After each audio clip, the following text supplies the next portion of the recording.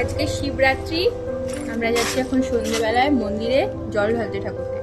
দেখা হচ্ছে ওখানে গিয়ে। ভারত, বাংলাদেশ এবং মহানন্দা তীরে অবস্থিত এই শিব মন্দিরে আমরা আজকে যাচ্ছি জল ঢালতে। প্রত্যেক বছর ছোটবেলা থেকে আমরা এখানেই আসি জল ঢালতে। সকাল থেকে নির্জলা উপোস রয়েছি, সন্ধ্যেবেলার প্রথম প্রহরে জল ঢালবো তার জন্য। এবার বিয়ের পরে প্রথম শিবরাত্রি আমরা সকলে মিলে এসেছি, আমি, আমার হাজবেন্ড, আমার শাশুড়ি মা, আমার মা আর আমার বোন। আর এটা ছিল আমার হাজবেন্ডের প্রথম শিবরাত্রি। মন্দিরে গিয়ে দেখি সেখানে প্রসাদের ব্যবস্থা করা হচ্ছে, পুরি আর পায়েস। আর মন্দিরের ভেতরে তো প্রচন্ড ভিড় ছিল, প্রায় আধ ঘন্টা আমরা দাঁড়িয়েছিলাম, কারণ বাকিরা তখন জল ঢালছিল। ছোটবেলায় নিজের হাতে সব জোগাড় করতাম, মানে ফুল থেকে বেলপাতা থেকে দুধ সব কিছু নিজের হাতে জোগাড় করে তারপরে যেতাম আমার ছোট্টবেলার এক বান্ধবীর সঙ্গে গিয়ে জল ঢালতাম।